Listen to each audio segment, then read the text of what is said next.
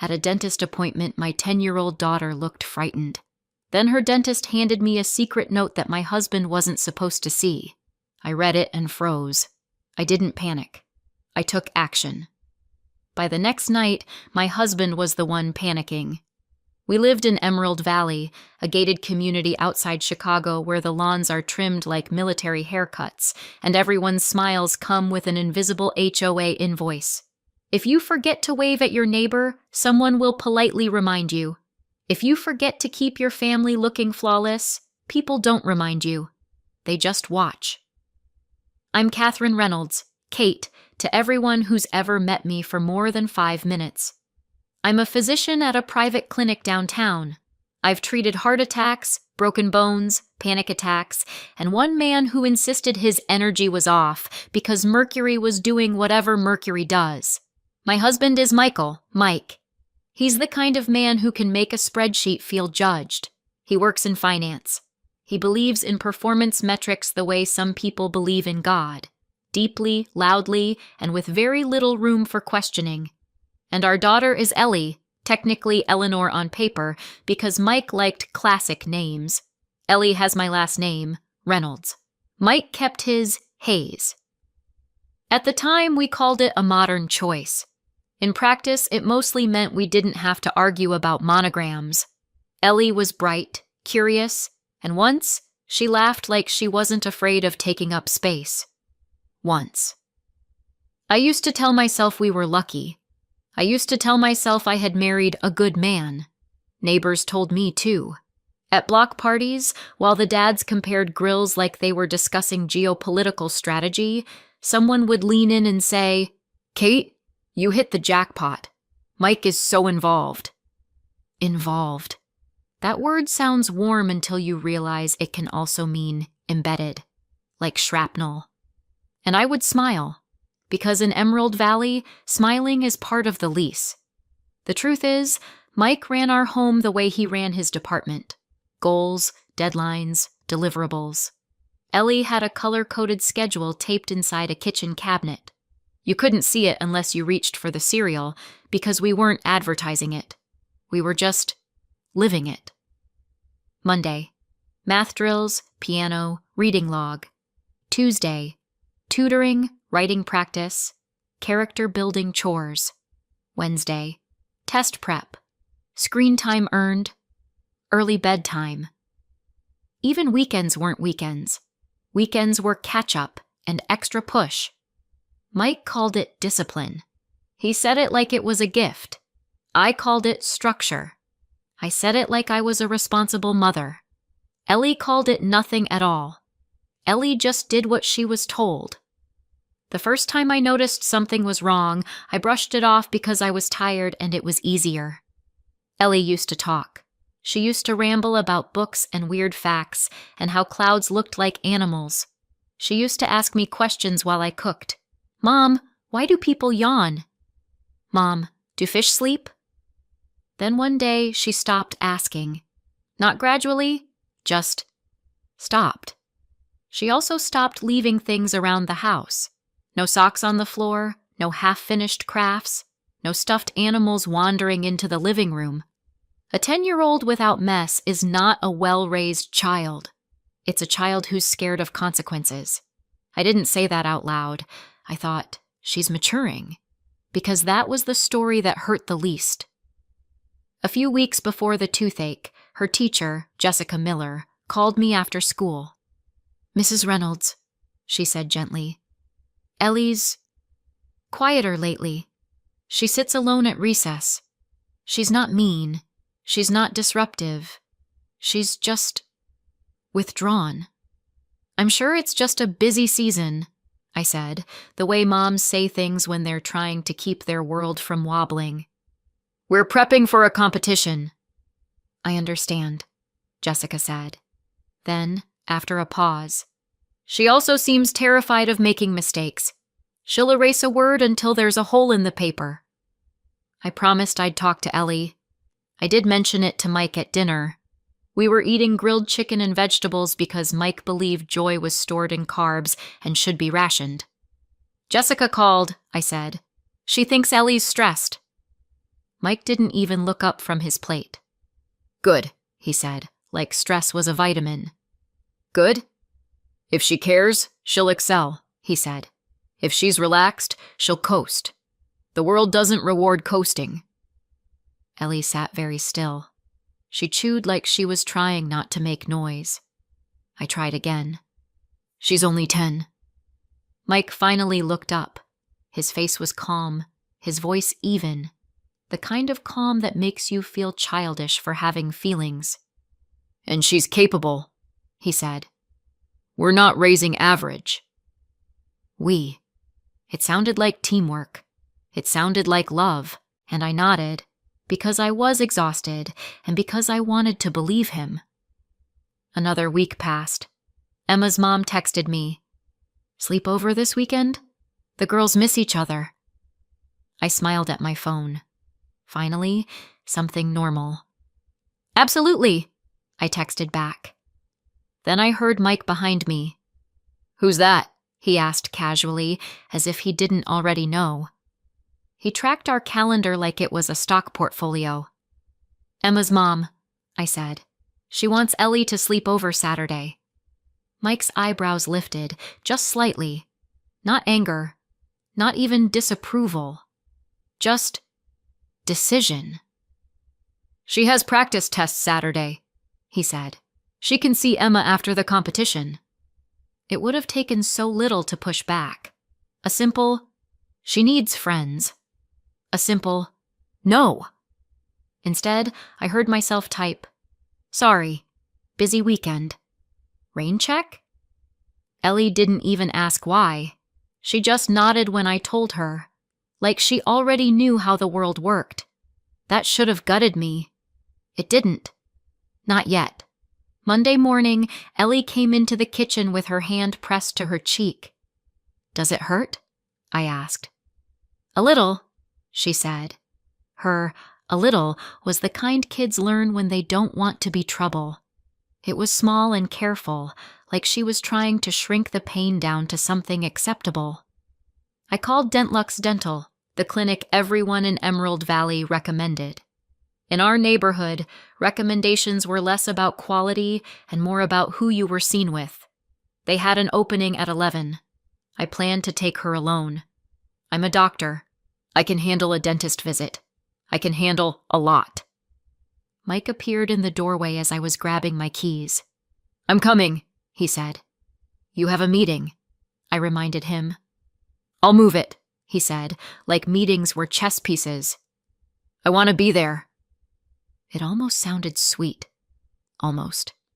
Ellie's eyes flicked to him, and then away so fast it was like she'd touched a hot stove. "You want Dad to come?" I asked gently, because the look on her face wasn't relief. Ellie's head shook too quickly. "Yes, of course." Her voice was bright in that forced way kids do when they're trying to stay safe. Like cheerfulness is armor. In the car, Mike talked about staying ahead, about how missing schoolwork over a little tooth pain wasn't an option. "You can do half the math set tonight," he told Ellie, "but I want it perfect." Ellie stared out the window and whispered, "Okay." When we got to Dentlux, the waiting room was full of the usual kid-friendly nonsense. Cartoons without sound, a fish tank, a basket of toys that had clearly been disinfected into emotional emptiness. There was a little boy building a tower of blocks. He knocked it over on purpose and laughed. Ellie didn't react. She sat with her hands folded on her lap like she was waiting for a verdict. The receptionist called, "Eleanor Reynolds?" Ellie stood up so abruptly her chair squeaked. I put a hand on her shoulder. She felt tense, like a wire pulled too tight. The dentist was Dr. Brian Sullivan, mid-50s, kind eyes, the calm confidence of someone who's seen every kind of fear and doesn't mock any of it. "Hi, Ellie," he said. "Show me where it hurts." "Back," she whispered. "Okay. We'll go slow," he said. "Mom's right here. Dad, too." And then his eyes landed on Mike. It was subtle. So subtle I might have missed it if I weren't trained to read faces in exam rooms. Something in Dr. Sullivan's expression shifted. Not hostility, not fear, more like recognition, like he'd seen this dynamic before. Mike smiled his corporate smile. Polite, blank. Dr. Sullivan started the exam. Ellie's whole body went rigid under the bright light. She didn't flinch at the mirror. She didn't flinch at the probe. She flinched when Mike cleared his throat. That was the moment my stomach sank, quietly, like an elevator cable snapping. Dr. Sullivan took longer than expected. He glanced at Ellie's jaw, the inside of her cheeks, her gums. He pressed gently along her muscles. Mike finally spoke. "Is there an infection?" "No obvious cavity," Dr. Sullivan said, careful and controlled. "But I'm seeing signs of bruxism." Mike blinked. "Bruxism?" "Grinding," the doctor said. "Often stress-related. It can cause tooth pain, jaw pain, headaches." Mike let out a small laugh like the doctor had suggested essential oils. "Stress," Mike repeated. "She's 10. Dr. Sullivan didn't smile back. 10-year-olds get stressed, sometimes more than adults. Their bodies just don't have the language yet. Ellie's fingers clenched in her lap. Dr. Sullivan's voice stayed calm. "I'm also seeing repeated small injuries inside her mouth, biting, tension. This isn't a one-week thing." Mike's jaw tightened. "We have high standards. That's not stress. That's motivation." The doctor looked at him in a way that made the room feel colder. "Motivation isn't supposed to hurt," he said. After the exam, we headed to the front. Mike muttered, "We're not coming back here. The guy's got an attitude." Ellie walked between us like she was trying not to touch either wall. We were almost out when Dr. Sullivan came into the hallway. "Mrs. Reynolds," he said, then saw Mike and hesitated. He forced a polite smile, as if this was a normal follow-up. "Call if you have any questions," he said loudly. Then he shook my hand and in the same motion slipped a folded card into my palm. His fingers tightened for a fraction of a second. A warning. In the car, Mike was ranting.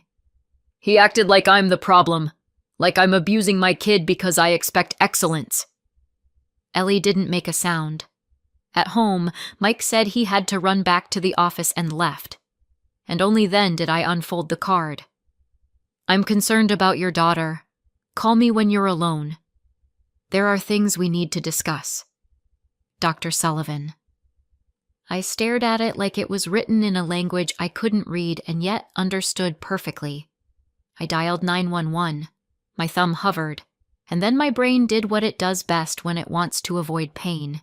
It made excuses. What am I going to say? My dentist gave me a note?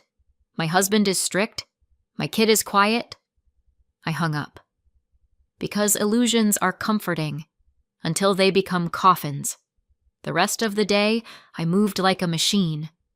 At work, I smiled at patients, signed charts, nodded at colleagues. My hands did their job while my mind replayed Ellie's rigid shoulders under that dental light. A nurse on my team glanced at me. "Kate, you okay? You look pale." "I didn't sleep," I lied, because that's the kind of lie adults accept without questions. That evening, Mike greeted me with the bright, satisfied tone of a man who believes he's doing everything right. "Ellie's fine," he said. "I gave her ibuprofen. She finished her reading log. No complaints." Ellie said, "Hi, Mom," like she was reciting a line. I hugged her. Her body didn't soften into me. She stayed braced, like contact came with conditions. After dinner, Mike had Ellie at the table with worksheets. He wasn't yelling. He wasn't hitting. He wasn't even being mean in a way that would look bad in public. He was worse. He was calm. "Again," he said, pointing at a wrong answer. "You rushed. You didn't think." Ellie erased. Her eraser left gray smudges on the page and her fingers. "I'm sorry," she whispered. Mike didn't react to the apology. He just watched her like she was an investment he didn't trust. I stood in the doorway and felt something shift in me. Not certainty, not courage, just nausea. The next morning, the second Mike left for work, I called Dent Lux. Dr. Sullivan answered like he'd been waiting for my number. "Mrs. Reynolds," he said. "Thank you. Can you come in today? Alone." 2 hours later, I was sitting in a small office instead of a dental chair. Dr. Sullivan didn't waste time. "I want to be clear," he said. "I'm not trying to destroy your family. I'm trying to protect a child." My throat tightened. "You think Mike is hurting her?" He chose his words like he was walking through a minefield. "I saw a child who froze when her father spoke," he said. "Not normal nervousness, not dentist fear. She was afraid of being observed, afraid of doing something wrong." I started to defend Mike, because apparently my mouth had muscle memory for denial. "He's strict," I said. "He wants the best for her. Strict is not the same as terrifying," Dr. Sullivan cut in, still calm. "I also saw repeated tissue damage inside her mouth, consistent with chronic anxiety and jaw clenching. And her weight, she's on the thin side in a way that can reflect stress or withholding." "Withholding?" My voice cracked. "Food is a common control tool," he said gently. "So is isolation. So is humiliation." I felt heat rise in my face. "He would never hit her." Dr. Sullivan nodded like he'd heard that exact sentence 1,000 times. "Physical violence isn't the only kind of harm," he said. "Fear can shape a child's brain just as powerfully." Then he leaned forward. "I am a mandated reporter," he said. "I had reasonable suspicion. I filed a report with Child Protective Services." The words landed like a gavel. I didn't call," I whispered. "Many parents don't," he said. Not accusing, just factual. "That's why mandated reporting exists. I'm also giving you resources. You need a safety plan. If you think your home could become unsafe when your husband realizes what's happening, do not confront him alone." He slid a paper across the desk. CPS hotline information, a local child advocacy center, a crisis line, and a short list of child therapists. I stared at it, suddenly very aware that my medical degree had not prepared me for my own kitchen table. "You're telling me my daughter is being abused," I said, and the word tasted unreal. "I'm telling you, your daughter is afraid," he said quietly. "And fear like that doesn't come from nowhere." I left the clinic in a fog, the kind of fog where everything looks normal from the outside, cars, traffic lights, people buying coffee, and you're the only one walking around with your world split open. That afternoon, Mike texted, "Running late. Board call." And for the first time in years, I was grateful for his absence. I made Ellie dinner. Not the clean dinner Mike liked. Not the lean protein with steamed vegetables and the moral superiority on the side. I made pancakes. Real ones. Butter, syrup. The kind that makes the kitchen smell like a childhood you can actually remember. Ellie sat at the table and stared at the plate like it might be a test. "You can eat," I said softly. She picked up her fork, hesitated, then looked at me. "Is Dad okay with this?" My heart clenched so hard it felt like it had teeth. "Dad's not here," I said. "And you're not in trouble. Ever. Not with me." She blinked rapidly, like she was trying not to cry. We ate in near silence until I couldn't stand it.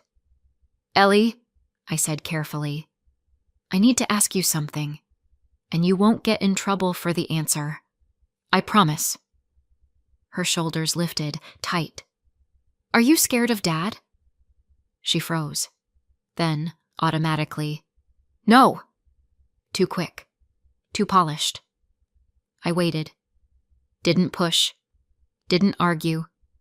Just sat there like a safe place and hoped she'd risk stepping into it.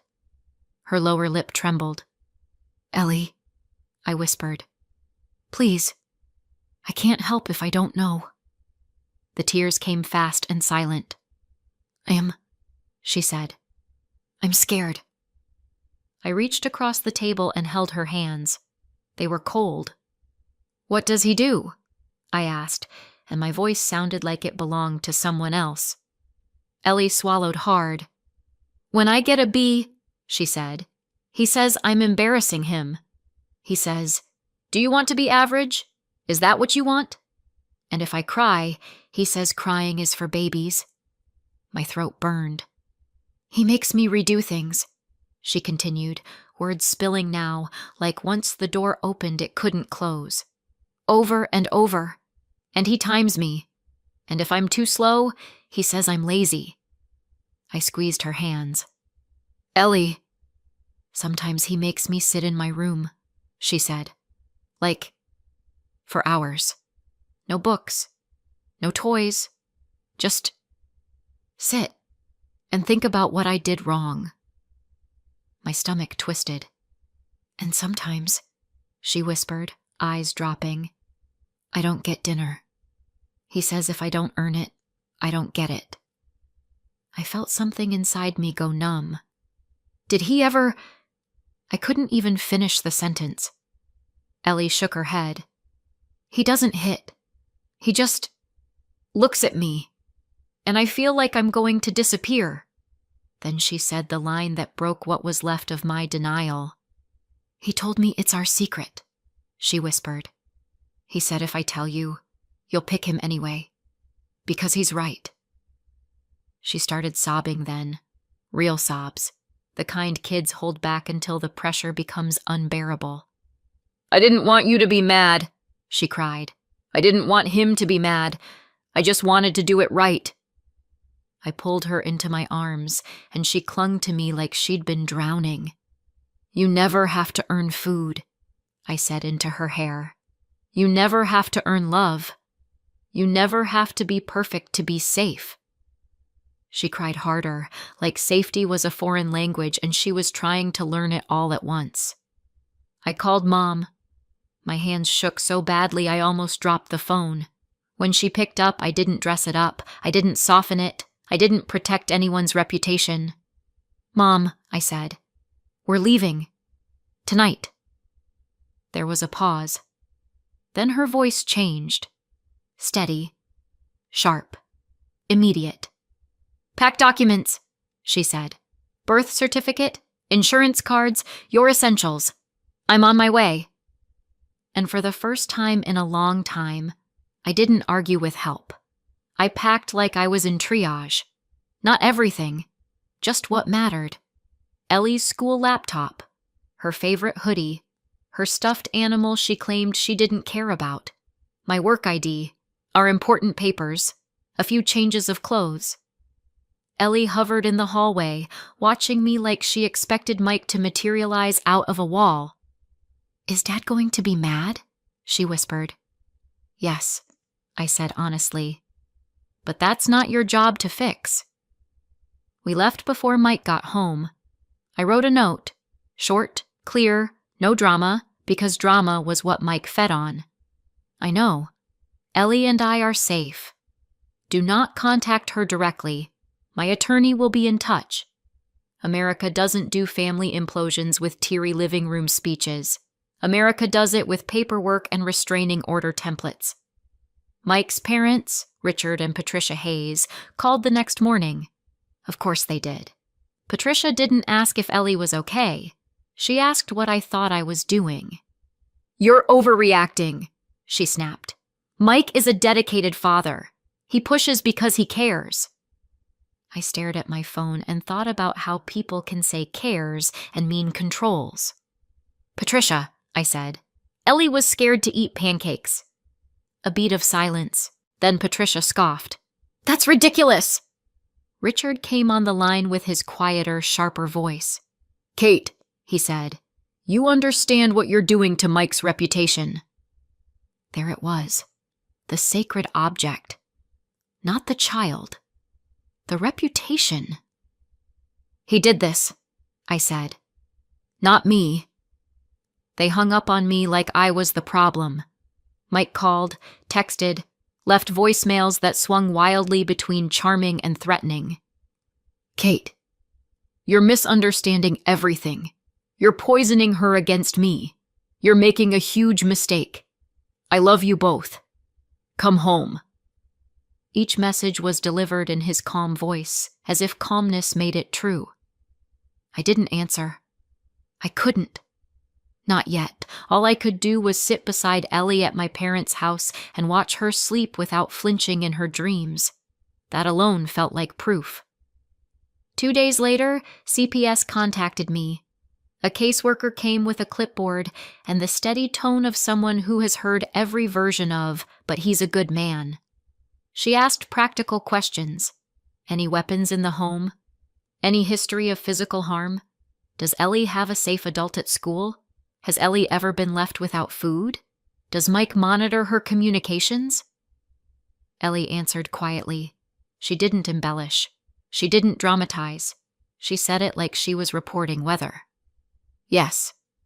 Sometimes. I wasn't allowed to tell." The caseworker nodded and wrote it down, and I hated how normal it looked on paper. Because on paper, my daughter's fear was just ink. Then came court, temporary orders, emergency custody, a hearing date that arrived faster than my brain could process. Mike showed up in a suit that probably cost more than my first car. He looked composed, concerned, devastated in a way that would photograph well. He told the judge he was a highly involved parent and that I was overwhelmed by my workload and confused strictness with abuse. He said he was open to family counseling, as if this was a miscommunication. The judge listened, expressionless, because judges don't get paid to be shocked. My attorney spoke. CPS had filed their report. The CPS report sat there in black and white, colder than anything Mike said. The judge granted me primary physical custody, temporary at first, until the investigation concluded, and ordered supervised visitation for Mike. Mike's face didn't crack, but his eyes did something I recognized from home. That look that said, "You will pay for humiliating me."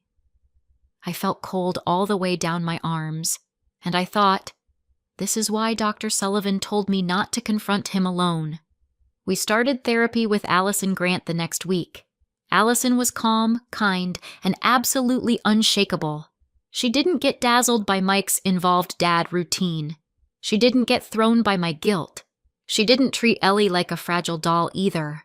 She treated her like a child who deserved her own space in the world. "No contact outside the supervised schedule," Allison told me. "No phone calls alone. No surprise visits. Ellie needs predictability." The first supervised visit was in a neutral center that smelled like disinfectant and old crayons. There was a small room with a couch, a few toys, and a camera in the corner. Not subtle. Nothing about it was subtle.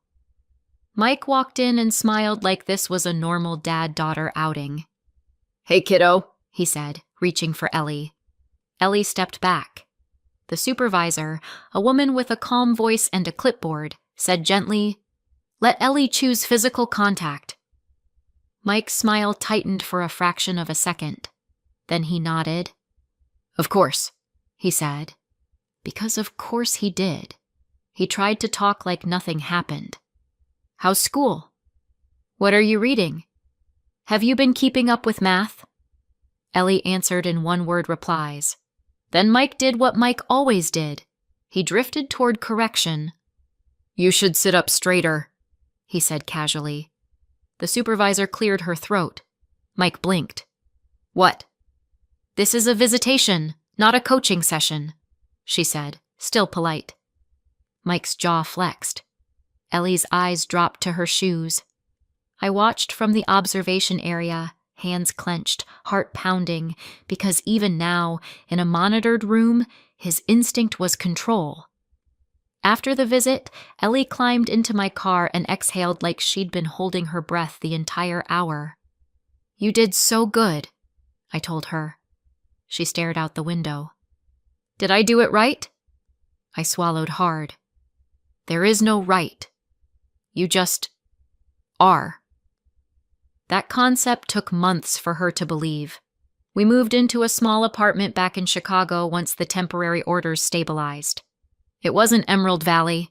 There was no gate, no manicured lawn, no neighbors who smiled like surveillance cameras, and somehow it felt like the first place we'd actually lived.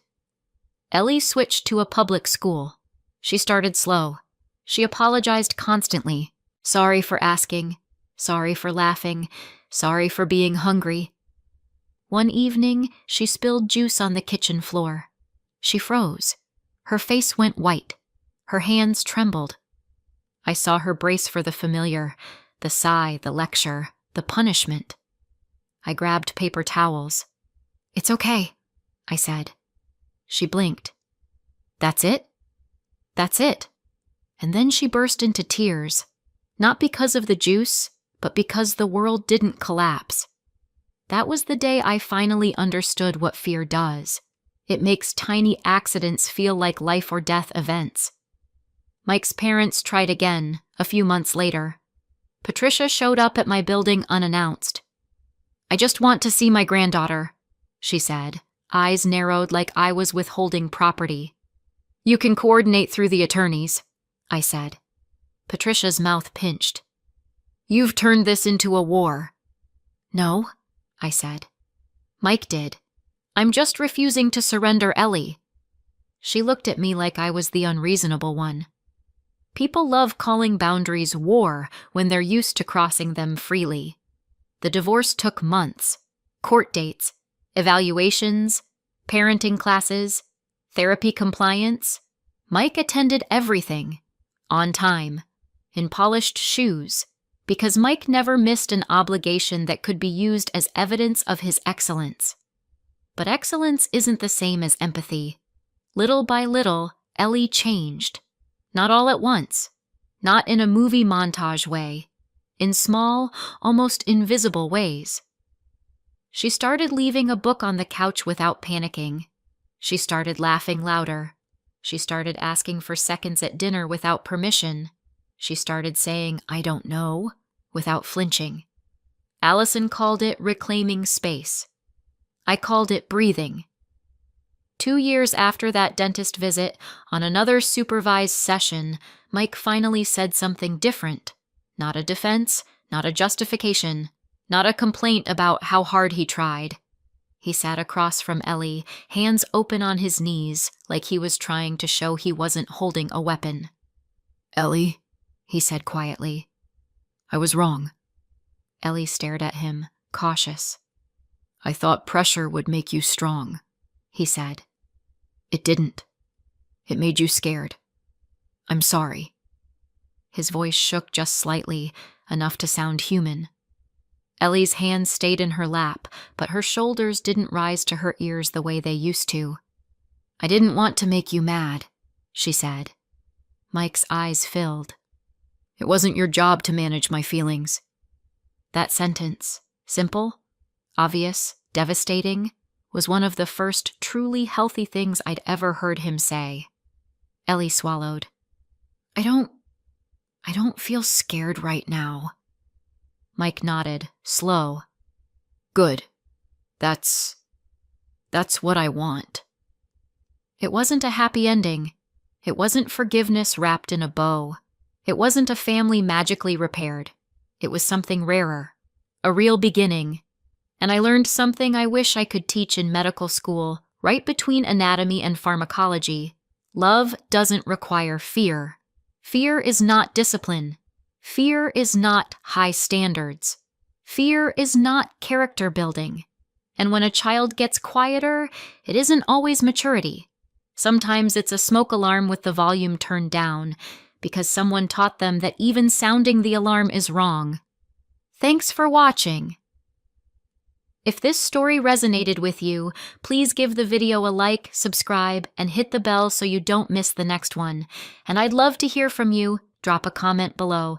What stood out to you, and what would you have done in her place? See you next time.